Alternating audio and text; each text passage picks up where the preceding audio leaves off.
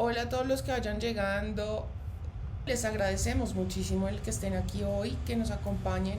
Hoy vamos a continuar con las heridas de la infancia. Hoy vamos a hablar de la herida de la humillación. Bueno, es muy importante conocer la herida de la infancia, aprender a identificarla, porque de ese modo podemos sanar el asunto. Esa herida que, miren, hay una, como les digo, todos son creencias, ¿no?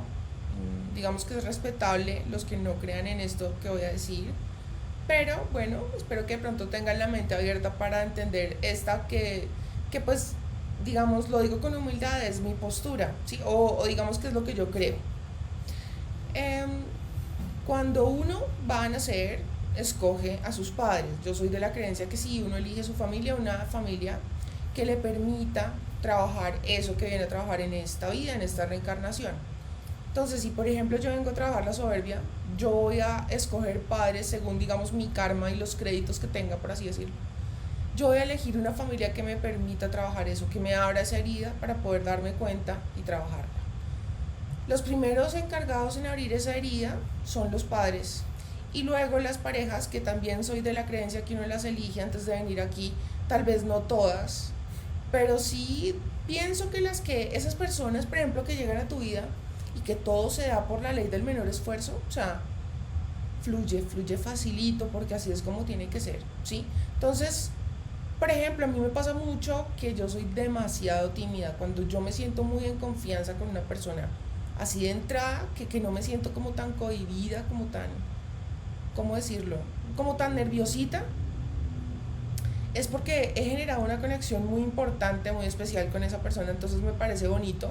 Y cuando eso pasa, tiendo a pensar que son personas con las que yo ya había tenido algo que ver en vidas pasadas o algún tipo de contrato, ¿no? En fin, lo cierto es que los papás y las parejas se encargan de abrirnos la herida.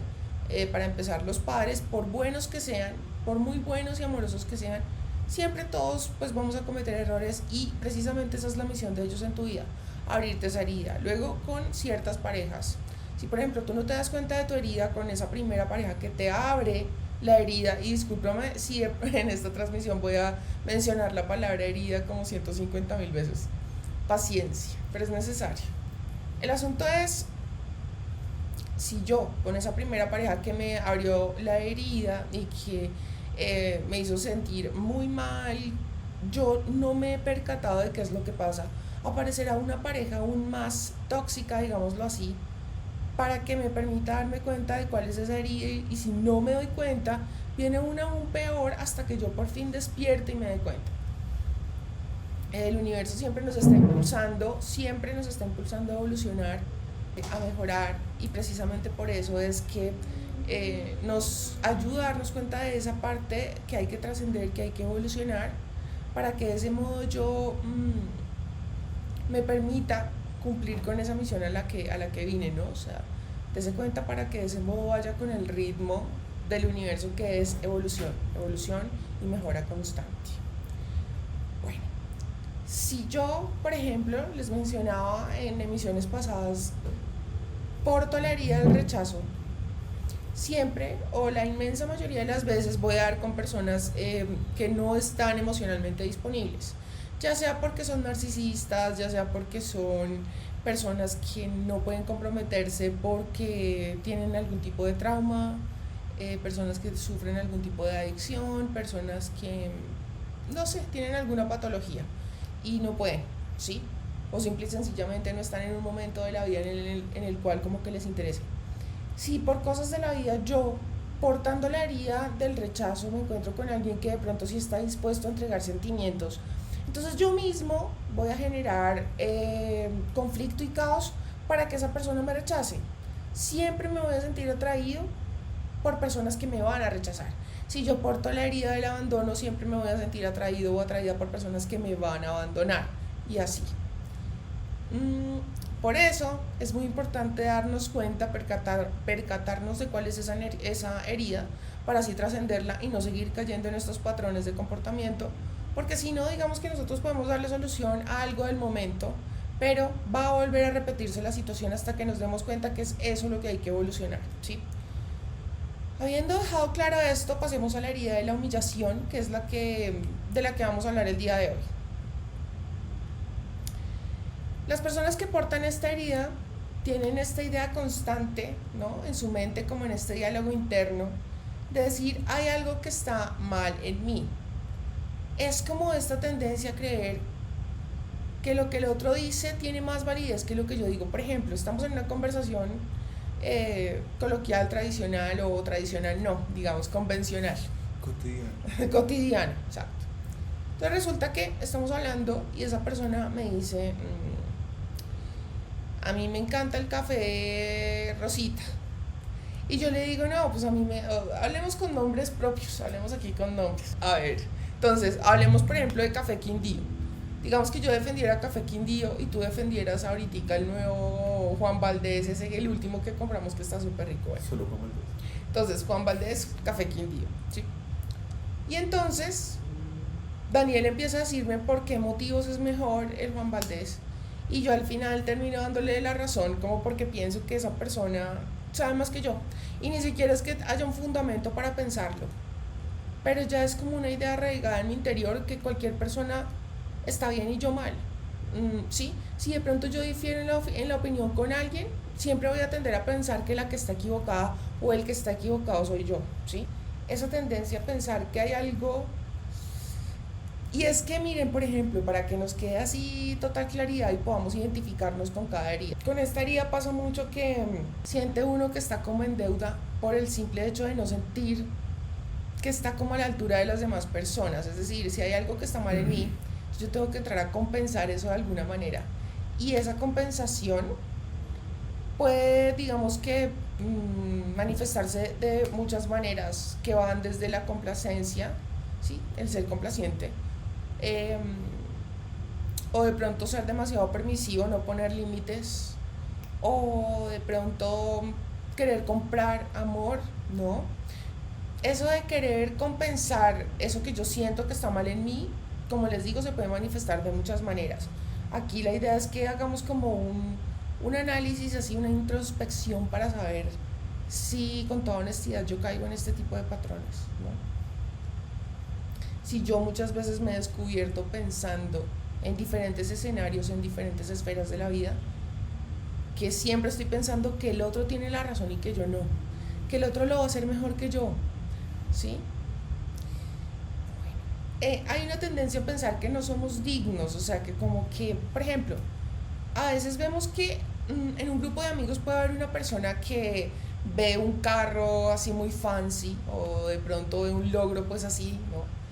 Y esa persona por alguna razón no lo ve tan inalcanzable, ¿no? O sea, y no es porque se crea nada ni por envidia de pronto menguar el mérito de otra persona, no, sino que se alegra con la mejor de las actitudes, pero además no lo ve como algo inalcanzable, ¿no? O sea, como yo pienso que yo también lo puedo lograr. Como hay otras personas que piensan que eso es demasiado, o sea, que una cosa de esas es demasiado para ellos, que eso nunca les va a suceder, porque como que no se sienten dignos ni merecedores de ese tipo de cosas. Como cuando viene una persona y les dice, no, es que conocí a alguien y esa persona está súper enamorada de mí, y ese alguien piensa, no, pues que se sentirá que alguien esté súper enamorado de uno, ¿no? O sea, no tengo idea de qué es eso. O cuando, por ejemplo, hay un grupo de amigas y resulta que ella no puede creer que en algún momento le llegara a suceder que la prefirieran a ella por encima de sus otras amigas. O que si, por ejemplo, van por la calle, prefieran como lanzarle piropos a ella en lugar de las otras. O sea, ese tipo de personas que dicen, eso tan bueno a mí nunca me va a pasar. Como esta frase de Ricardo Quevedo, la vida está llena de cosas bonitas que le pasan a los demás.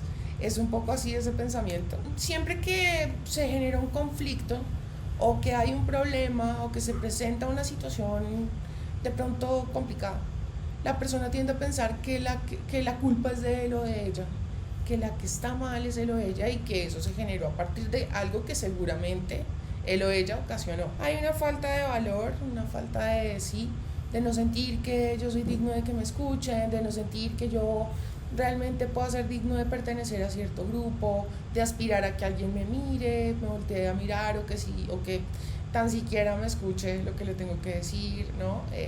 Eso es muy común, digamos, las personas. Mucha gente tiene el problema que piensa que sus problemas no son tan importantes como para que la otra gente tenga que escucharlos. O hay otra gente que simplemente como por decir, pues, como porque no piensa que soy un llorón, ¿no? Porque que dirán, ay, todo el tiempo quejándose o algo así, es muy común. Yo les confieso a ustedes una cosa. Todo este tema del canal de YouTube y ahora pues las transmisiones han hecho que de alguna manera yo sane muchas cosas. O de alguna manera no, han hecho que yo sane muchas cosas, ¿sí? Y una de esas cosas es que yo antes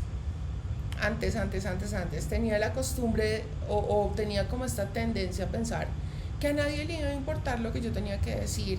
Entonces me parecía hartísimo como cualquier tipo de conversación, porque para qué si a la otra persona no le va a interesar lo que yo le voy a decir. Sí, pero era como, ¿cómo decirlo? Como una convicción que yo estaba ahí y que en automático yo iba así como con esa convicción.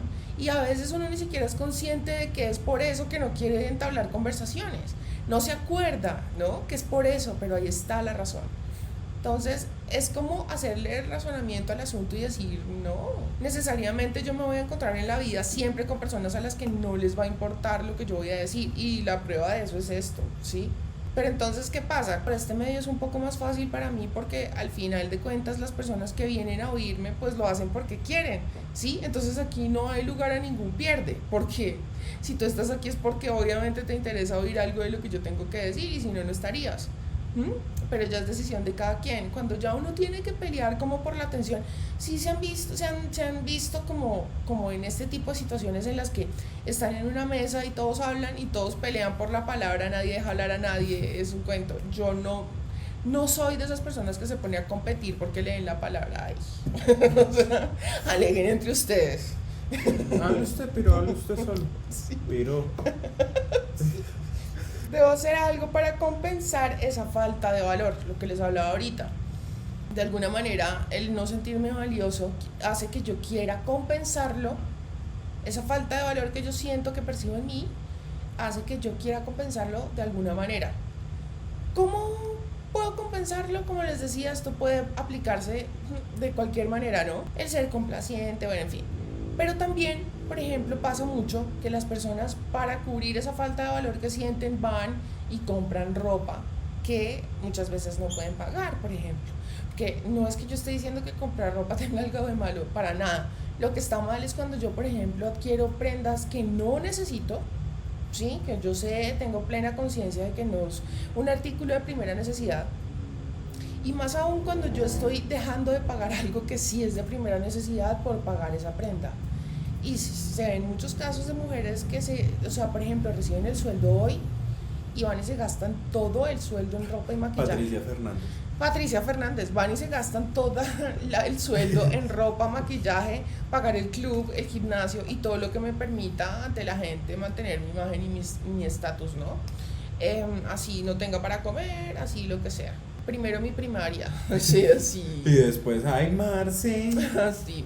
Y después, claro, ese tipo de personas suelen caer en este patrón de que se vuelven parásitos, porque después de gastarse todo su dinero, tienen que buscar quién les ayude porque ¿qué más hacen? Entonces recurren a la amiga buena gente, siempre al amigo, al tío, al papá, al abuelo, al que sea, ¿sí? Siempre encuentran como una persona que de alguna manera les alcahuetea esto, ¿cómo decirlo? Les patrocina este tipo de cosas. Les patrocina ese tipo de cosas. Y muchas veces cuando las personas se sienten, eso dependerá de cada quien, pero es muy común que las personas cuando se sienten indignas y faltas de valor empiecen a castigarse.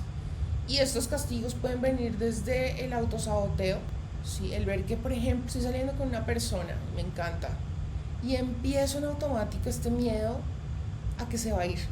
Entonces este miedo a que se vaya inconscientemente hace que yo empiece a provocar situaciones para que efectivamente se vaya. Otra manera de castigarme obviamente puede ser la somatización, desarrollo algún tipo de enfermedad o algún tipo de condición tóxica en mi vida en la que yo siempre estoy atrayendo personas para autoflagelarme, ¿sí? Tiendo a cargar con problemas ajenos y hacerme responsable de ellos. Y en esto caemos muchas veces como por etapas de la vida, ¿sí? O sea, y si ustedes se dan cuenta, hay momentos en los que de pronto ustedes se pueden sentir identificados con ítems de alguna herida, ítems de otra herida, pero no todos, y así, ¿no? Como un mix. Un poquito de este trauma, un poquito de esta carencia, otro poquito. Sí, y es que así es como un sancocho a la larga. puede ser que nos descubramos incluso, a veces pasa por ejemplo con los eneatipos, que uno por ejemplo nace siendo un eneatipo, digamos que los primeros años de vida es un eneatipo, y luego a raíz de las circunstancias o de ciertas interpretaciones que hace de la realidad o de los eventos que le pasan, la persona se pasa a otro eneatipo y así. Entonces podría suceder también que ustedes digan, no, yo siento que tal vez antes la herida que yo no había trabajado, pero que como que ya la sané, creo yo, era la herida del rechazo, por ejemplo, pero ahora siento que tengo más características de la herida de la humillación. Eso puede suceder, ¿no? Y es una pregunta que surge mucho y por eso quiero hacer la aclaración. Entonces, cuando yo cargo con los problemas ajenos y tiendo a responsabilizarme, es como cuando, por ejemplo, mi mamá, digamos que tiene un problema con el juego. Yo le di a ella la plata para que pagara, no sé, cualquier cosa al mercado. Y resulta que ella fue y se jugó la plata del mercado. Vuelve y me pide la plata o me pide el favor de que le preste, yo le vuelvo a dar la plata. Y llego a mi casa a martirizarme, a pensar en cómo voy a solucionar este problema y aparte de eso a solucionar mi vida también y pues sí, o sea, pienso que el deber de uno como hijo tiene un límite también y está muy involucrado el respeto dentro de toda esta situación. Es un tema que es delicado porque cada quien considerará lo que es, digamos, ¿cómo decirlo?, negociable con su madre y lo que no, porque hay personas que tienen a su madre muy venerada, digámoslo así, y digamos que les parece o han normalizado una cantidad de cosas que de pronto para otra persona pueden parecer abusivas. Pero lo cierto es que en este ejemplo en particular que les doy, en el que una persona puede tener problemas de juego y yo le he dado 2 y 3 veces para que pague alguna cosa, pues yo suelto. O sea, o busquemos una solución y miro a ver si interno a mi mamá en una clínica en la que le ayuden, en un centro de rehabilitación para este tipo de trastornos o de problemas, en fin. Pero entonces no, como les digo, no es que voy a dejar de dormir por las noches si yo estoy en una posición sana, ¿no?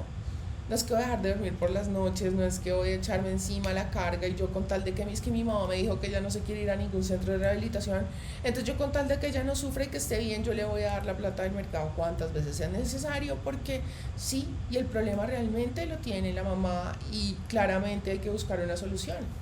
Entonces es como ponerse en esta posición de mártir todo el tiempo, que yo me di cuenta, por ejemplo, que a su Tanita le robaron, no sé, la maleta y en la maleta estaba la tarea que teníamos que entregar hoy. Yo siento como que eso me hubiera pasado a mí, entonces yo me tomo eso personal y quiero solucionarle la vida y, en fin, sentir mucho el dolor de los demás. O sea, el no tolerar ver, y pasa mucho con los seres queridos, que uno no tolera como el verlos sufrir, que uno no aguanta verlos ni 3 minutos medio tristes porque uno ya se desespera y quisiera hacer algo para que estuvieran bien. Esto también pasa mucho con esta herida. Es una herida que está muy ligada a la figura materna y a la relación que tuvimos con nuestra madre en la infancia. Como les decía, pues tiendo a caer en ser demasiado complaciente y a cubrir las necesidades de todo el mundo por encima de las mías. Si por ejemplo organizamos un almuerzo en mi casa y yo soy la homenajeada, no importa si yo me quedo sin comida, lo importante es que todo el mundo la pase bien, lo que importa es que todo el mundo esté bien, así yo hubiera querido hacer otra cosa. No sé, mi mamá quería hacerme una fiesta así, yo hubiera querido hacer otra cosa completamente diferente, pero pues ¿cómo le voy a hacer ese desplante? Lo importante es que mi mamá esté contenta conmigo, que no se vaya a sentir mal porque yo no le acepté su idea, así yo la pasé fatal. El objetivo de esta herida en las relaciones será el sentirme humillado. Entonces inconscientemente yo me voy a sentir atraído hacia personas que me hagan a la larga o a la corta sentir humillado o humillada, ¿sí? Entonces, digamos, emociones y características, o otras características y emociones que suelen sentir estas personas es culpa, vergüenza, como todo el tiempo esta sensación que es como un background, o sea, que es como una música de fondo que todo el tiempo está ahí, de pronto de manera muy sutil, pero tú todo el tiempo estás sintiendo como una tenue vergüenza, como una culpa, como si yo como esa necesidad de esconder algo, que la gente no se dé cuenta de quién soy porque se van a decepcionar de mí, algo así, ¿no? Me hago cargo de las necesidades de los demás, como les decía ahorita. tengo una ira reprimida contra mí mismo, contra mí misma, y obviamente cuando yo siento ira contra mí, pues voy a generar somatización. Algún tipo de dolencia, algún tipo de malestar va a terminar aflorando, porque pues de algún modo esta emoción tiene que salir, ¿no? Y de alguna manera el cuerpo me tiene que mostrar qué es lo que está pasando, el inconsciente. Tener una constante sensación de que se aprovechan de mí, sentirme como el idiota útil de la gente. Como esas personas que todo el tiempo se sienten engañados, ¿no? Si digamos la pareja llega a hacer algo como que medio no le gusta, una vez la va a acusar de traición. Pero yo pienso que esa encaja más con la otra herida de la que vamos a hablar la próxima emisión, porque mira que aquí es más como que la persona se siente todo el tiempo como que, digamos, por poner un ejemplo cotidiano, ya un caso súper extremo, que la persona, por ejemplo, sirva o vea que alguien más está sirviendo 2 vasos de jugo, ¿sí? Y entonces empiece a pensar que, o sea, se mida o se fije mucho en que a una persona le dieron más que a él, ¿sí? O que a ella. Y entonces ahí empieza como, ¿por qué? Yo no soy digno, ¿sí? O que las personas siempre me por debajean o me hacen a un lado, o yo no soy tan importante como ella y por eso es que le dan más jugo que a mí. Ese tipo de cosas que parecen estúpidas o sí, o nimiedades, pero a la hora del té para esa persona son importantes, ¿sí? Tanto así que, por ejemplo, puede suceder que, no sé, por poner otro ejemplo extremo, supongamos que cada persona para unas onces compartidas decidieron aportar salsa de tomate. Entonces la persona, para no sentir que se están aprovechando en ningún momento, tiene que medir, o sea, pero con exactitud, que nadie dé más que él. Y si de pronto ve que alguien dio un poco menos, se va a sentir que se aprovecharon, otra vez va a abrir como esta herida, va a revivir todo esto de sentirse indigno, de sentir que yo soy el trapo de trapear de la gente y por eso es que yo no me merezco y sí, y yo tengo que ir arrodillado y tengo que compensar mi falta de valor con dejarme humillar, con dejarme pasar por encima, por dejarme utilizar, porque si no, no me van a aprobar, porque si no, no voy a pertenecer, porque si no, no me van a querer. Tener como una hipersensibilidad, cualquier cosa yo la voy a interpretar como lo que les decía ahorita, ¿no? Esta hipersensibilidad de que es que le sirvieron más jugo a esa persona que a mí, y por eso yo inmediatamente me conecto con esa convicción que tengo, es porque yo soy menos, yo sabía, y entonces la persona vive como con una predisposición, ¿no? Entonces, por ejemplo, le voy a repartir ponqué, vamos a repartir ponqué. Y las gonorras que se ofenden porque no les dan la fresa. No, pero es que eso sí ya, bueno. Sí, no falta. Es re común. Yo sé, sí, yo lo sé. Yo quiero la vela. Bueno, entonces sí es como una hipersensibilidad. Por ejemplo, que vamos a repartir torta. La persona inmediatamente empieza a predisponerse a decir, fijo, a mí no me van a llamar, yo voy a ser el único que se va a quedar sin torta, a mí me van a ignorar, yo mejor me hago por aquí para no pasar por la humillación de que se olviden de mí porque no me dieron torta. Sí, o sea, y es una ansiedad que empieza a vivir la persona, una tensión que obvio, pues para la persona que no porta esta herida de pronto no es muy comprensible, pero para esa persona es bien estresante. Termino ocupando demasiado espacio en la vida de los demás porque necesito esa atención, no necesito como constante validación, o sea, convénceme de que yo sí soy digno, ¿no? Convénceme de que yo sí valgo, y lo va buscando todo el tiempo en el exterior. Dígame, licenciado, gracias. Gracias, muchas gracias. Hace mucho autosabotaje, lo que les contaba ahorita, que la persona ve que va bien, por ejemplo, con alguien y empieza a hacer cosas para verse humillado o humillada, y de manera consciente obviamente no quiere caer en esto, pero el inconsciente lo lleva como en piloto automático a hacerlo, ¿sí? Porque a pesar de que no es lo que quiere y lo va a llevar a sufrir, es la zona conocida, y el cerebro, como está programado para mantenerte a salvo, cuando está en una zona conocida se siente a salvo. Por más que sufra y que no sea agradable, está en una zona conocida, entonces se siente seguro. Es paisaje para mí, es hábitat para mí, me siento normal. Tiendo a ejercer control sobre las personas, entonces por miedo a que de pronto me ratifiquen mi herida de que yo no valgo, todo el tiempo yo necesito saber si no me van a cambiar por otro que yo siento que es mejor que yo. Y como yo tiendo a pensar que todo el mundo es mejor que yo, entonces es terrible porque es una necesidad de control precisamente miren cómo es de lo que les he venido hablando en estos días. La persona necesita estar todo el tiempo verificando que no la engañen, tratando de huir y correr, ¿no? O sea, porque realmente cuando yo estoy controlando a mi pareja, cuando yo estoy espiándola, lo que estoy tratando es de huir de esa herida, de no volverme a sentir humillado e indigno o indigna, ¿sí? Ese es un intento desesperado, eso se traduce básicamente en huir de esa herida, en huir.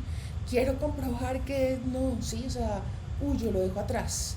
Y por eso voy a comprobar en este momento que esa persona no me está cambiando por nadie más. Y es precisamente ese comportamiento el que eventualmente va a hacer que esa persona pase humillación, porque es maluco que la otra persona se dé cuenta de que uno ha estado husmeando en sus redes sociales. Para colmo de males, cuando pasa a mayores y uno termina boleteado con la otra nena con la que el tipo está por allá encuentado, o que de pronto no tenemos ya nada, yo soy la ex, pero la novia actual se da cuenta de que yo estoy ahí husmeando, ahí no, o sea, pasa uno el ridículo, la humillación, precisamente por caer en este tipo de patrones. Termina uno siendo la intensa, la enferma, la obsesiva y pasas la humillación, ¿no? Entonces, hay que hacerse consciente para no caer en estos patrones y preguntarnos por qué estoy haciendo esto. Esta vaina yo ya la había hecho con mi expareja y mi expareja y yo no sé qué, ¿sí? Y siendo completamente honesta, si tuviera otra pareja también lo haría. Hay que preguntarnos eso, hacerse consciente, ¿no? Creencia y no merecimiento, ¿no?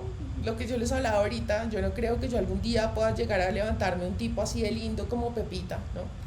Yo creo que yo nunca en la vida podría tener ese carro, o yo nunca podría tener un trabajo como el de Sutanita porque yo no soy tan inteligente, porque yo no estudié. Esas personas que declaran esas cosas no son para mí. Esas cosas no son para mí. La libertad será muy importante para mí. ¿Qué quiere decir esto? Son personas que de pronto prefieren no sentirse atados. Es muy paradójico porque quieren atar a las personas para que no se vayan, para que no les demuestren o les ratifiquen su herida de la infancia, pero a la misma vez no quieren sentirse atados. La libertad es vital para estas personas, es curioso. Y bueno, digamos que para no extenderme más con el tema y dejarlo súper claro ahí, no voy a avanzar más en esto, dejémoslo en esta sola herida como para no llenarnos de mucha información y después se vuelve como un merequetengue. Más bien, si tienen preguntas, entonces pues yo con todo el gusto del mundo les respondo. Sí, es que empezamos bastante tarde. La verdad es que llegamos a pensar que probablemente no íbamos a poder hacer transmisión hoy, porque nos faltaba configurar varias cosillas. A ver, nos pregunta Vanessa León, ¿cómo se sana? ¿Cómo se sanan estas heridas? Bueno, haciendo por un lado reparentización, que es, por ejemplo, si yo soy consciente, por ejemplo, de que mi herida muy seguramente se generó en esa fecha especial, por ponerles un ejemplo, yo me hice consciente de que mi herida es la herida de la humillación. Entonces yo recordé una vez en la que uno de mis padres empezó a burlar de mis rodillas. Entonces empezaron a decir que que esas rodillas tan chistosas, que parece una gallina, por ejemplo, parece una gallina, yo no sé qué, y empiezan todos a reírse, y entonces a raíz de ese comentario salen como otros chistes y chiste tras chiste y todo se convierte en una risa, y la persona, el niño, interpreta como que es el objeto de ridiculización de toda su familia en ese momento, y pues hace esta interpretación del asunto y queda, digamos, lastimado. No siempre, y quiero otra vez ser reiterativa con esto, no siempre la herida se va a generar por algo que yo piense o considere que es traumático, ¿sí? Una herida se puede generar hasta porque un padre dejó caer un helado un día sin ninguna mala intención, ¿sí? Pero el niño lo puede interpretar como algo que le generó una herida. Entonces, ¿cómo yo puedo identificar cuál fue esa vivencia, ese recuerdo que me generó la herida? ¿Cuál fue ese algo, ese recuerdo, esa vivencia que tuve en la infancia que me pudo haber generado la herida? Cuando yo, por ejemplo, estoy muy consciente de los recuerdos que a cada rato afloran. Seguro que si nosotros llevamos un registro y estamos más conscientes de las cosas en las que pensamos, bueno, yo me percato de que muy recurrentemente hay ciertos recuerdos que vienen a mi mente cuando yo estoy caminando por ahí, cuando estoy lavando los platos, cuando estoy peinándome, cuando estoy como dejando o no pensando en nada, ¿sí? Y entonces la mente simplemente como rueda. Sí, manda así cualquier tipo de pensamiento de flashback random, ahí como para así. Y entonces yo me voy a dar cuenta de que hay ciertos recuerdos que siempre vienen, siempre yo los tengo ahí presentes, a cada rato aparecen. Entonces, cuando yo me hago consciente de cuáles son esos recuerdos, entonces yo hago un trabajo de reparentización, de ser yo el adulto que se hace cargo y se hace el padre o la madre de ese niño o de esa niña. Entonces, si en ese momento yo me sentí humillado, me sentí rechazado, me sentí abandonado, me sentí lo que sea, yo como adulto voy a ir en una visualización a abrazar a ese niño y a darle todo ese amor y ese apoyo y esa aceptación que en ese momento le faltó, ¿sí? Es muy importante hacer esto, meterle la energía. Yo sé que hay personas que de pronto les da pereza y que de pronto en el fondo sienten que no va a hacer la diferencia, pero sí.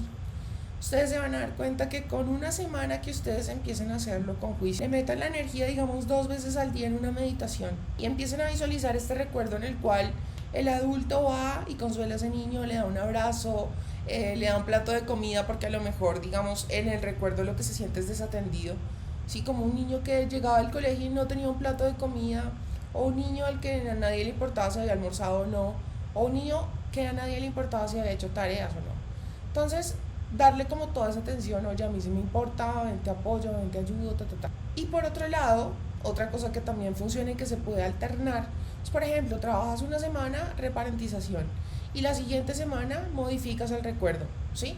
Modificas el recuerdo. Entonces, si por ejemplo tu recuerdo era que tu papá llegaba y no te paraba ni 5 de bolas y no te daba comida y se ponía a hacer otras cosas, tú puedes modificar el recuerdo con tu papá llegando lo más vívido posible. Si por ejemplo en tu recuerdo tú sabes que había cierto olor en el ambiente, porque por ejemplo al frente de tu casa había una panadería, trata de conectar hasta con eso, ¿sí? Con sentir esos olores que había en ese momento. Sí. No, y es que los olores son mágicos porque conectan con muchas cosas allá adentro en el inconsciente. Por ejemplo, a mí me pasa mucho que hay un olor en particular que tenía el pesebre cuando mi abuelito bajaba todos los implementos para armar el pesebre. Eso tiene un olor en particular y siempre que yo percibo ese olor en algún lado me conecto de una con eso, o sea, pero es que es automático, tin, tin.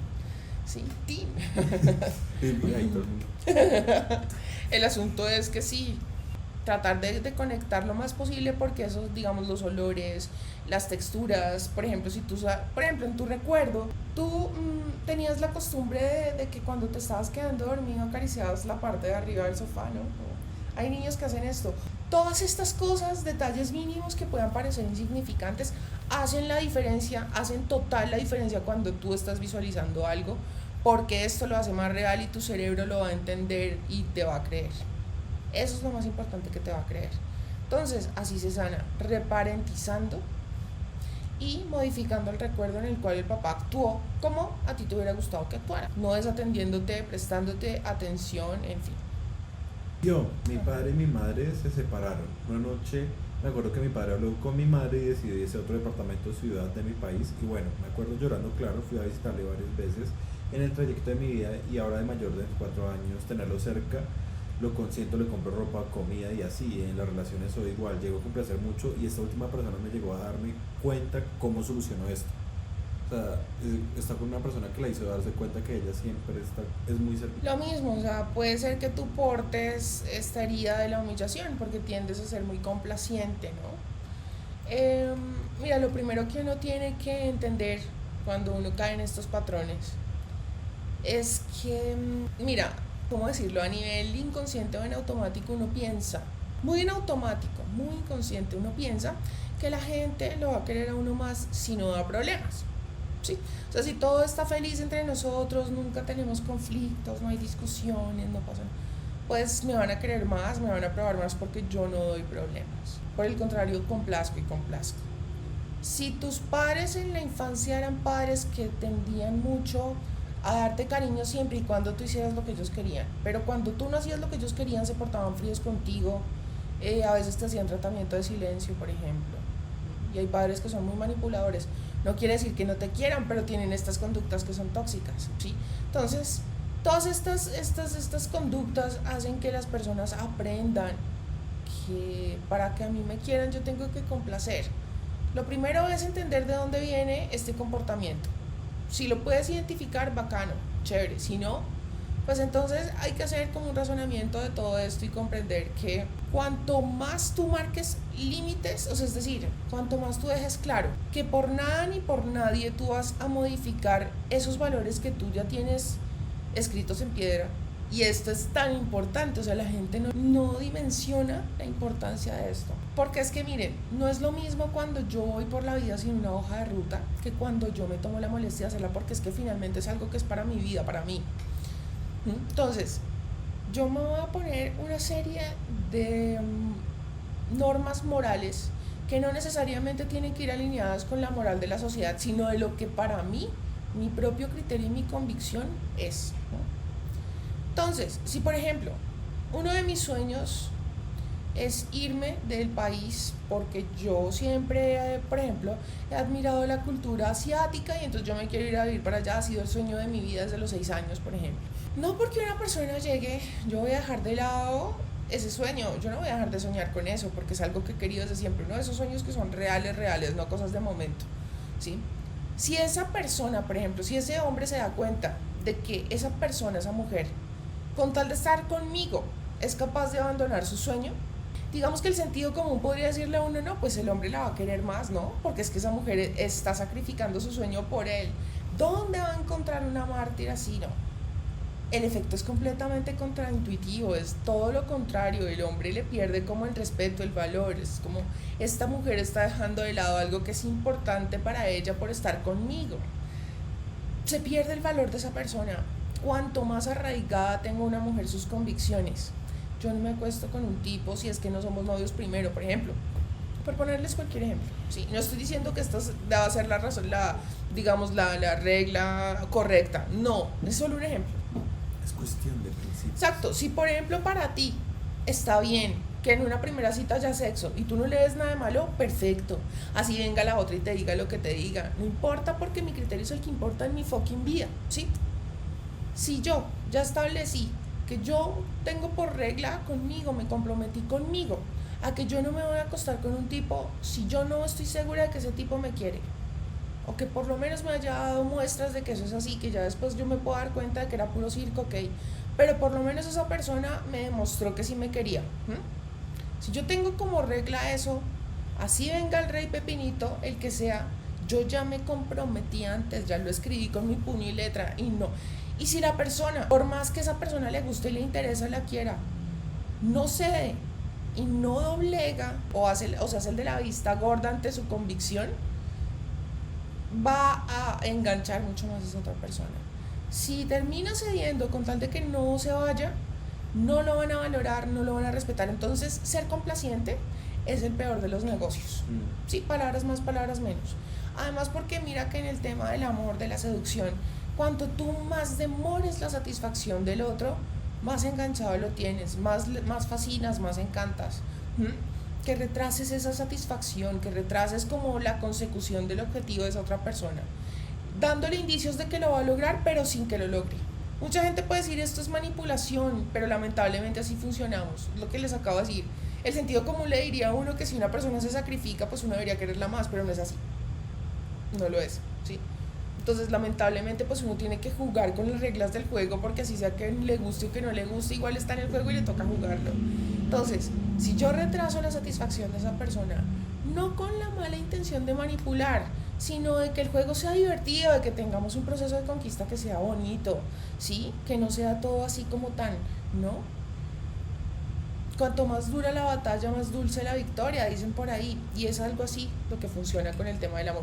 Entonces, ponte a pensar cada vez que sientas que caes en este patrón de complacer, que tú notas que estás teniendo una conversación y a pesar de estar en desacuerdo, tú como que de pronto peleas un ratico, pero ya después terminas cediendo como por darle el gusto a la persona, o de pronto terminas diciendo algo con lo que no estás para nada de acuerdo solo porque alguien no se sienta mal, o terminas yendo a un sitio al que no querías ir porque no pudiste decir que no. Todas estas cosas lo único que hacen es lograr que la gente te ratifique una idea que a lo mejor tú tienes porque es muy propia de la herida de la humillación, y es el hecho de que todos se aprovechan de mí. Y empiezas a manifestar situaciones en las cuales tú te vas a sentir abusado o que se aprovechan de ti. ¿Hay algún libro que pueda leer para identificar y sanar estas heridas?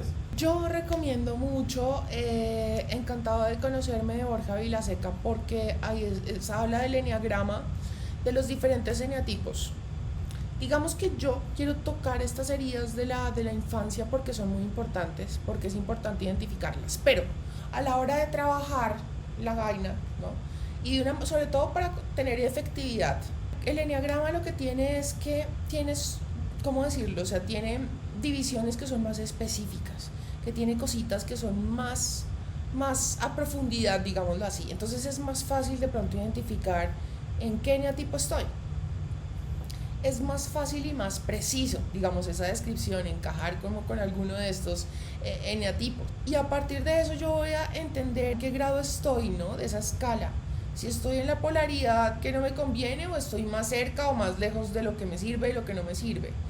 Y yo me voy a acercar a trabajar y evolucionar toda esa zona de oscuridad del eneatipo en el que estoy para aprovechar todas las características del mismo. Entonces es buenísimo porque uno identifica con más precisión cuál es el problema y asimismo le da solución con más efectividad de este modo, ¿no? Con el eneagrama. Entonces, te repito, para trabajar todas estas cosas yo te diría Encantado de conocerme, de Borja Vilaseca, porque es un libro fácil de entender, es un libro que te provee de varios ejemplos y que es divertido, no es un ladrillo, ¿no? Sí, yo tengo una duda, no sé si sea coincidencia, pero cada vez que miro la hora me marca, por ejemplo, las 11:11 o las 4:44. ¿Crees que debería darle importancia?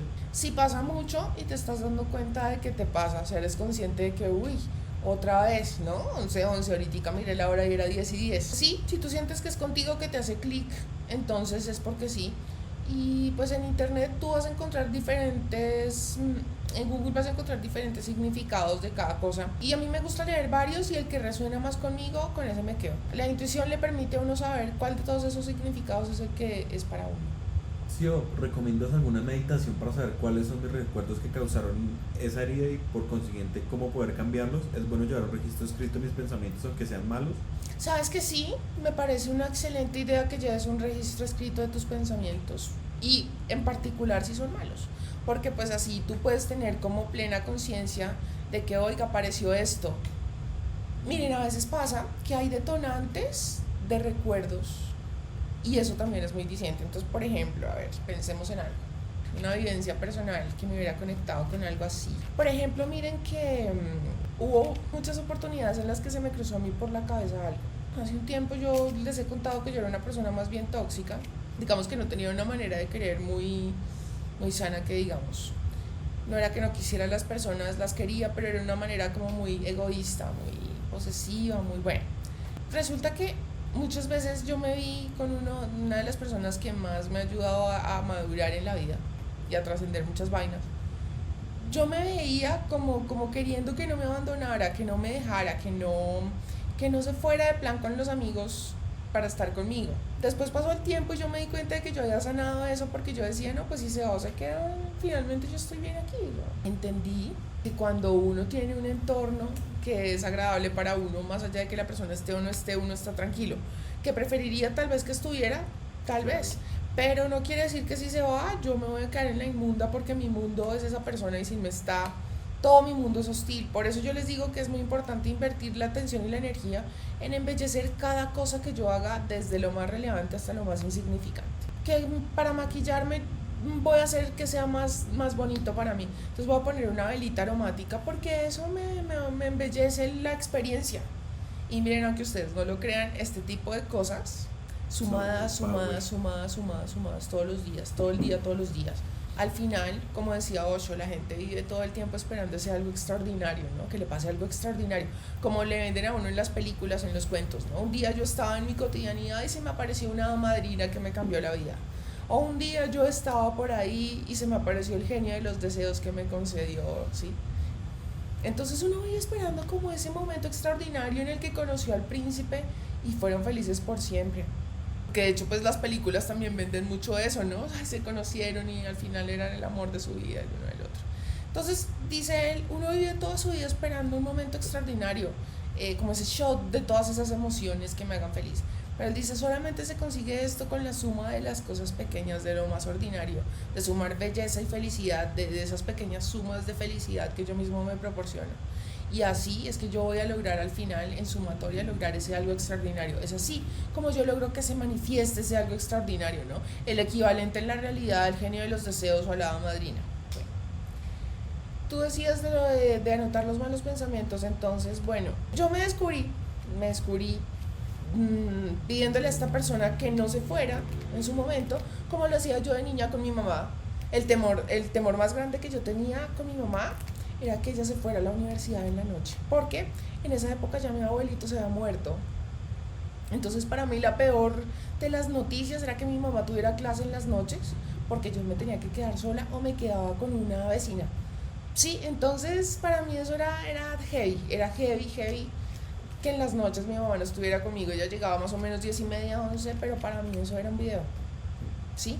Yo de niña lo interpretaba como una tragedia, y se los digo porque yo me acuerdo cómo me sentía, y luego yo me acuerdo que sin saber de todas estas cosas, eso fue hace rato, yo me percaté y yo decía, ¿qué video? Yo repitiendo con mi novio la misma situación que vivía con mi mamá, de que el terror es que se fuera.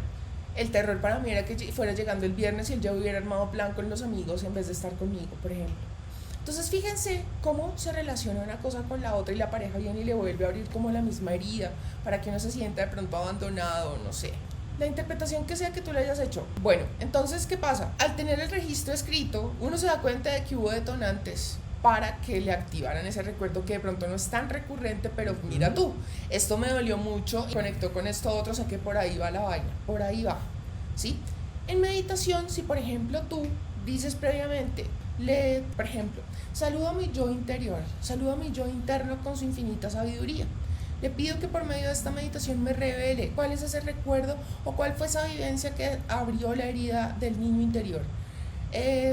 A veces también funciona, por ejemplo, y después procedes a hacer la meditación, ¿no? Que así sea, gracias.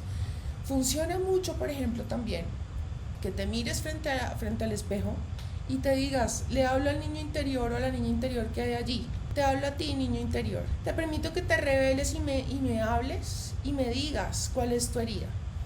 Háblame y dime cuál es tu herida.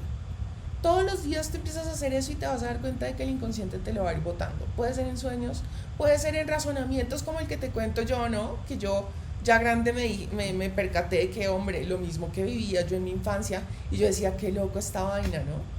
Y fíjense que no es ni tan loco, pasa. Entonces la meditación realmente no es que haya una meditación específica para esto, digámoslo así, pero sí lo que puedes hacer es pedirte a ti mismo, a tu niño interior, que te lo revele por medio de esa meditación, y seguro que algo es. Me siento celosa de la mejor amiga de mi pareja al grado de compararme, y eso me lastima. Él es bueno conmigo, pero he visto que comenta fotos con corazones y eso me hace sentirme poco especial. Sé que tengo que trabajar en mi confianza, pero me cuesta mucho. Ayúdenme, por favor. O sea, él le comenta fotos con corazones a la amiga. A la mejor amiga, sí, pero pues ella dice que tiene una amistad duradera y que no sé qué. Antes, o sea, no sabe cómo tocar el tema, pues él le contó hace bastantes años que en algún momento intentó algo con ella, pero solo quedaron como amigos y su amistad ha durado mucho desde eso. Por eso que no sabe ni qué decirlo sin que parezca que lo hace mal. En todo caso, no deja de ser una situación maluca. Incómoda. Y te digo que, mira, yo no, o sea, como te digo, yo no quiero ser aquí abogado del diablo, pero a mí me parece eso que tiene una pinta de triangulación así con toda, porque es que mira, si él es tan amigo de ella, tienen esto de comentarse corazoncitos y mariconadas. Porque es que mira, una cosa es que un man de pronto vaya y le dé like a una nena o le dé me encanta, listo. Pero ya comentar y con corazoncitos. Like y comentar. O sea, ya, sí, es que hay que saber interpretar también todo el contexto. Y ahora el tipo tomarse la molestia de contarte que en algún momento le había... Eso es una información que uno se guarda, porque uno sabe, sí, si uno ve un poquitico más allá de sus narices, uno sabe que eso le puede representar problemas más adelante. Precisamente el man como que dijo, pues yo tengo esperanza. No, yo lo que digo es que el tipo, o sea, parece una triangulación con toda, sí, en la cual el tipo lo hace a propósito, y lo hace a propósito. Te voy a decir a título personal lo que yo haría. No te estoy diciendo, porque yo no conozco toda la situación para asegurarte las cosas, pero te voy a decir lo que yo haría. No darle el gusto para nada. ¿Sí? Si por ejemplo, voy a plantear aquí una situación de la cotidianidad. Llega el tipo, te dice, ay, es que estaba con su tanita, mi mejor amiguita. Porque nosotros siempre vamos a la promoción de sándwich cubano de marzo para que nos den los sándwiches gratis de abril. Es que lo tenemos de tradición. Resulta que tú habías caído en un comportamiento en el cual de una se te desdibujaba la cara, por ejemplo, o que de pronto empiezas a hacer demasiadas preguntas así, y estaban solamente los dos, solo ustedes dos solos, todo ese tipo de cosas. Ser muy consciente de cuál es la respuesta que yo tiendo a dar con este tipo de cosas que vienen y me cuentan de la nena o todo lo que tiene que ver de la nena, y modifica la respuesta completamente. Haz de cuenta que esa nena no existe, y a partir de este momento yo no seguiría husmeando a ver si le sigue dando corazoncitos o se comentan o no sé. Es más, hasta el punto que si de pronto tú tienes a la nena también agregada y a los dos agregados, déjalos de seguir a los dos. Déjalos de seguir, y con eso no te enteras de nada de lo que pasa entre ellos, y energéticamente tú te vas soltando de esa situación. Te lo garantizo, en 2 semanas tú te vas a sentir diferente. Déjalos de seguir para que no te enteres de qué es lo que le comenta, y si de pronto es una situación más favorable para ti en la que tú no la tienes agregada, sencillo, no husmees en las redes de ella para que no te des cuenta en qué están ellos dos. Si el tipo quiere estar contigo, está contigo. Si la quieren barrar con la nena, lo hará. Sea que tú estés encima, que husmees o que no, que montes la horrorosa, que no, ¿sí? Cuando una persona la quiere embarrar, lo único que necesita es querer hacerlo, ¿sí? Entonces, no husmees y espérate a ver qué pasa. Tú sabes y tienes la conciencia tranquila de que tú no la estás embarrando, no eres tú el que está ahí con un amiguito raro, ¿sí? Y yo cortaría de tajo el asunto. O sea, si por ejemplo viene a contarte, por ejemplo, porque a veces, créeme cuando te digo que yo sé perfectamente de qué me estás hablando, porque yo tenía mi primer noviecito, la tenía finita para hablar de una compañerita del colegio. Entonces, qué vida, porque uno puede ser muy aplomado y muy asertivo y llegar y decirle, oye, sí, pero pues bacano que cambiemos de tema porque ya esa persona ni siquiera la conozco. Perro, despéguela. Sí, o sea, bacano que hablemos de temas que nos interesen a los dos. Sí, o sea, pero con la buena, no montando la horrorosa, no el reproche, no siendo reactivo. Sí, no, exacto, dar una respuesta, no una reacción. No le des el gusto, porque a mí me parece que el tipo le gusta ver la reacción que tú tienes a esa triangulación. Como esos celillos los disfruta un poco. Todo así como todo narciso el asunto. Y empieza a percatarte de otros comportamientos, ¿no? Como por ejemplo que esa persona se muestre muy interesada cada vez que tú le vas a contar algo en lo que no te fue tan bien, algo que te causa tristeza, rabia, frustración. Esa persona te pone toda la atención del mundo, pero cuando tú le vas a contar algo que es bueno para ti, ahí sí es como la cara de fastidio, como que, ay, cambiamos de tema, como que me importa un culo lo que usted me está diciendo. No es que yo, como te digo, yo no quiero ser aquí abogada del diablo, no te estoy diciendo que él sea un narcisista, no, pero no está de más uno empezar a abrir los ojos, porque esa persona perfectamente hubiera podido guardarse esa información de que en algún momento intentó algo con ella y que al final fue por ella que no están. Entonces, primero que nada, muchísimas gracias por tu enriquecedor contenido. Tengo una consulta. ¿Qué puedo hacer si mi mamá favorece evidentemente mucho más a mis hermanos en todos los aspectos? Pero sí estás completamente segura de que es verídico, cierto, que no es una percepción tuya, porque es que a veces pasa que uno, lo que te contaba ahorita, por ejemplo, si uno tiene una predisposición, entonces cuando uno vea que a una persona le sirvieron un poquito más de jugo que a uno inmediatamente interpreta una cosa que de pronto no tiene nada que ver. Si ya es una cosa comprobada, que tú dices no hay lugar a ninguna duda, pues entender que eso es un comportamiento que es de ella. Finalmente las personas no nos ven como somos, sino como son ellos.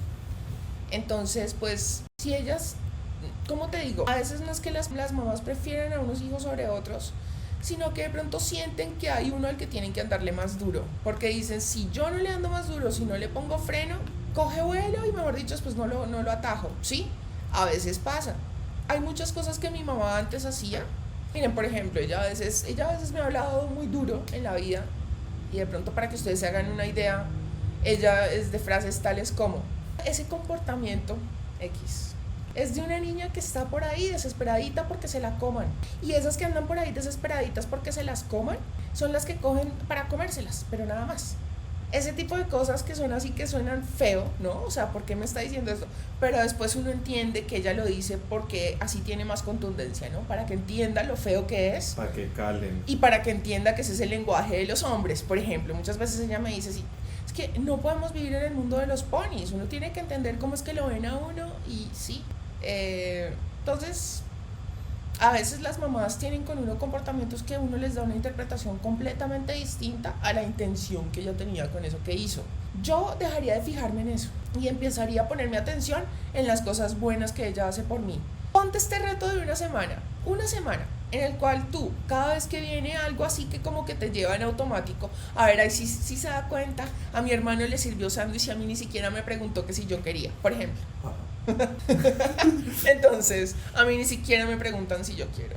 Entonces, apenas viene en automático ese pensamiento, yo digo, no, voy a entrenar mi mente para que piense en otra cosa que ella hace por mí y que de pronto se me ha vuelto paisaje, como por ejemplo que ella todas las mañanas me hace desayuno o algo que haga que es valioso, hombre. A veces uno tiene una cantidad de bendiciones, pero uno las normaliza, las vuelve nada, ¿sí? El simple hecho de que tú por la mañana te puedas tomar un café con tu familia, reírte, ¿sí? Empezar el día no con contienda, no.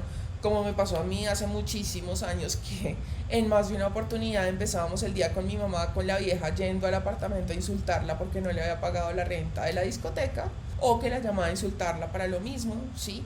No siempre uno empieza el día de la mejor manera. Cuando uno puede empezar el día de una buena forma, tener esos momentos que son invaluables, que no se pagan ni con todo el oro del mundo, uno dice, pucha, sí, yo estoy poniendo el foco en la carencia, en lo que siento que me falta, pero de pronto tengo muchas más cosas por las cuales agradecer que por las cuales quejarme. Haz este reto, sí, te invito a que lo hagas. Una semana pensando solamente en cosas buenas que tu mamá ha hecho por ti. Y por las noches, saca, por ejemplo, una lista de 5 cosas. Hoy mi mamá hizo estas 5 cosas por mí. Todos los días. Y tú vas a ver cómo, así ella no haga nada, tú te vas a dar cuenta de que el cambio de ella es brutal. Es brutal, es un cambio de 180 grados cuando uno cambia la perspectiva. Y es que la realidad depende del observador, no de los hechos como tal, sino del observador. Si yo empiezo a ver con otros ojos, la realidad es otra. Empieza a salirte de esa vibración de carencia de que mi mamá no me trata igual que mis hermanos, porque eso lo vas a trasladar a todas las otras esferas de tu vida, ¿no? Por ejemplo, todos los hombres o todas las mujeres prefieren a todos menos a mí. Todos los buenos trabajos prefieren a todos menos a mí. Y así, ¿sí? Hay favoritismos por unas personas por encima de mí. No lo hagas, no te conviene. Salte de esa polaridad, de esa vibración, y empieza a hacer este ejercicio de escribir todas las noches 5 cosas que tu mamá haya hecho por ti. Y lo que te digo, si vienen automáticos esos pensamientos en los cuales vas a empezar a juzgarla o a compararte con tus hermanos, entrenas tu mente de pensarte esas 5 cosas de la noche anterior que escribiste, ¿sí? Y así. Sé que no va mucho el tema, pero me está pasando que he perdido la motivación para llevar a cabo mis planes. He postergado mucho a raíz de la pandemia. ¿Cómo puedo salir de esta vibración? A mí me pasa lo mismo. Ay, a veces encontrar esa... Miren, hay un principio en psicología que dice que si uno no entiende bien cuál es el beneficio, es difícil que realice el esfuerzo. A veces, por más que uno crea que lo tiene claro, no lo tiene tan claro. Supongamos, tú te vas a proponer que... supongamos que tú eres como que hace videos. Entonces tú dices, yo me había propuesto organizar mis videos, ponerles una numeración para... tener bien claro y organizado los temas que tienen, y yo me había propuesto sacar por lo menos los 10 primeros videos de todo mi historial de videos. Resulta que tú tienes pereza, o sea, no lo haces y dices el lunes empiezo y arranca otra semana y no, y el lunes empiezo 2 veces después. 3 doritos después, han pasado 10 años desde aquel entonces. No, pero el asunto es el siguiente: cuando yo me veo que a cada rato caigo como en esto, ¿no? Que me digo el lunes empiezo y llega el lunes y no, el lunes empiezo y llega el lunes y... Entonces yo lo que voy a hacer es escribir con mi puño y letra, voy a clasificar, a numerar los videos porque, ¿sí? Entonces, porque esto me va a servir para sacar pequeños clips y publicarlos en Instagram, porque esto me va a servir para que más adelante yo encuentre referencias más fácilmente de alguna cosa, porque esto me va a servir para sacar otro canal en el cual, sí, aquí yo estoy hablando aquí cualquier cosa, pero es anotar. ¿Por qué? Cuando yo lo anoto de mi puño y letra y mi mente está leyendo y mi inconsciente entiende, sí, esa persona lo escribió, yo vi que lo escribió, es verdad.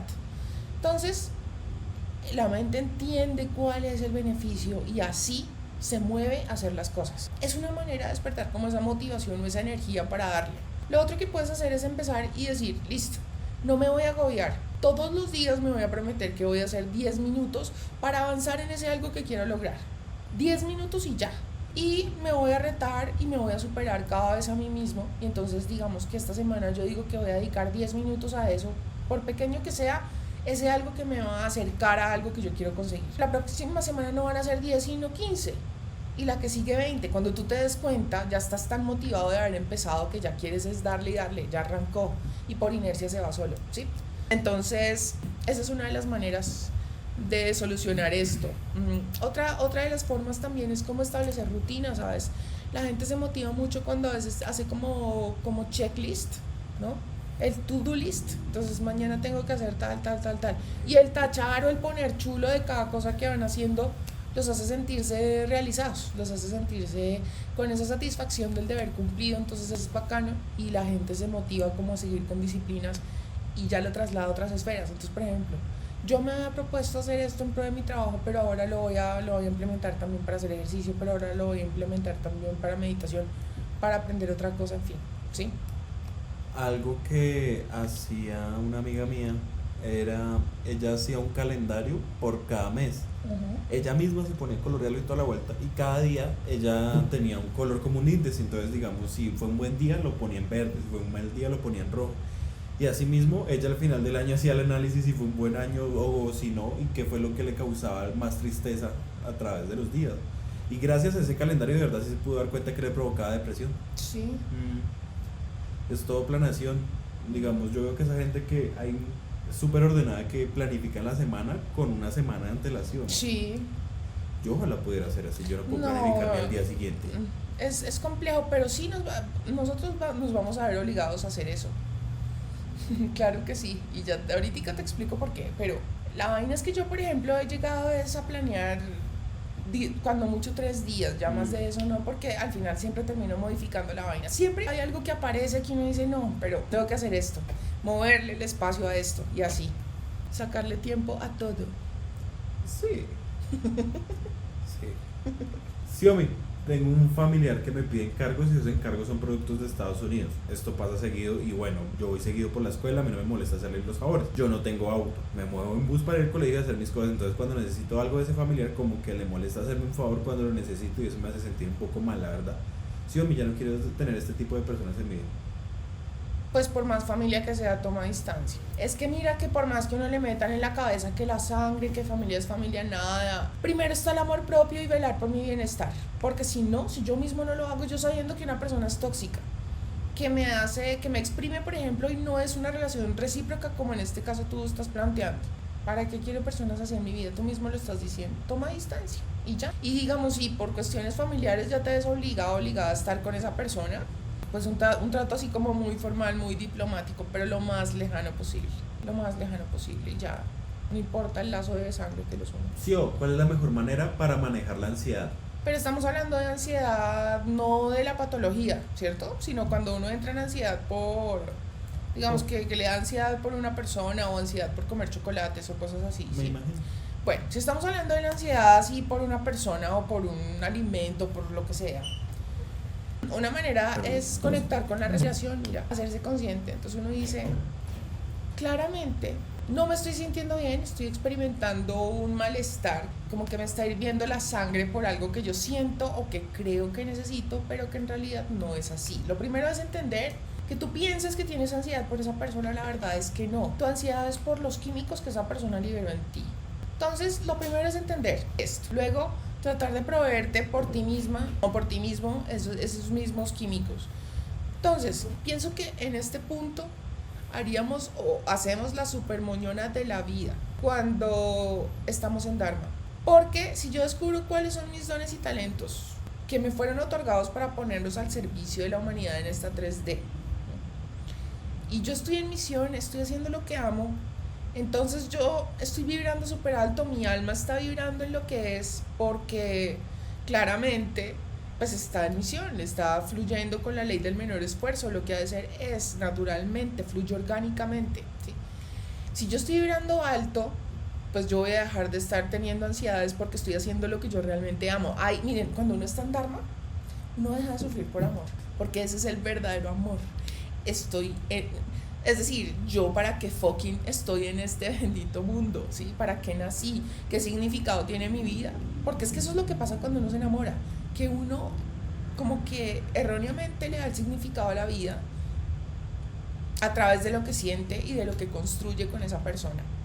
Y no, el significado de la vida está en conectar con eso que a mí me dieron y que yo vine a entregar, y que aparte de que me va a llenar de plenitud, me va a permitir derramar mi amor en el mundo, ¿sí? Me va a permitir sembrar esto en el mundo, y eso mismo el universo me va a devolver de vuelta. Entonces yo hago una moñona impresionante porque yo estoy haciendo lo que amo, eso enriquece mi amor propio, ya no voy a sufrir por amor porque estoy ahora sí viviendo lo que es el amor de verdad, ¿sí? En todo lo que, o sea, el amor me estaría dando de comer, y yo, esa es la actividad en la que yo invierto mi atención, mi tiempo, mi energía, mi compromiso. Esa es la mejor manera de combatir la ansiedad, es poner mi atención en descubrir cuál es mi dharma. ¿Qué es eso que me consume las horas, huepucha, en el día?